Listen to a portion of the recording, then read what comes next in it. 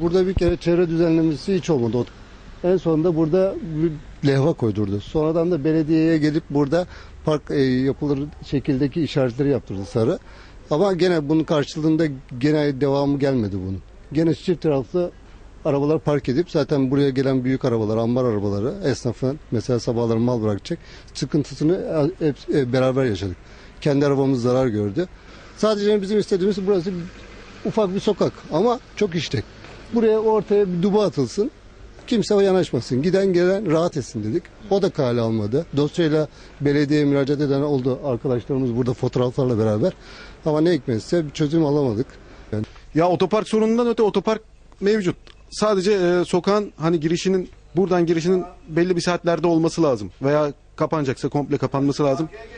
Çünkü hani bilmeyen de çok geliyor. Yabancı insan çok geliyor. Biz cumartesi günleri özellikle hafta sonları işte arabasını alıp çıkan insanlar bilmeden geliyorlar buraya kadar. Yukarı kadar çıkıyor adam. Ondan sonra geri inmeye uğraşıyor. Biz burada çok mağdur oluyoruz. Aracımızla geliyoruz, mal indirip bindireceğiz. Hep kavga oluyor. Devamlı kavga ediyoruz burada. Söyleyeyim abi, hani sokak çok dar öncelikle. Mal yükleyeceğiz, vatandaş gelip gidiyor, orada hep sıkıntı yaşıyoruz, kavga yapıyoruz. Hani doğru düzgün mal yükleyemiyoruz. Sabah akşama kadar senin arabaları ileri geri yapmaktan bıktık. Hani şöyle söyleyeyim, sokak değişse daha güzel olur veya aşağı bir bariyer otomatik olsa, esnaflarda kontak olsa daha güzel olur bizim için.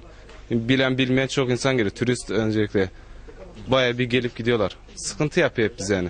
Ya daha çok biraz daha sıkıntıdan bahsedebiliriz. Bu sokak biraz yani cadde biraz canlı bir cadde. Çünkü tam tramvay çıkışı olduğu için insanlar tramvaydan çıkıyor. Merkeze doğru yürümeye başlıyor. Haliyle yoğun bir cadde.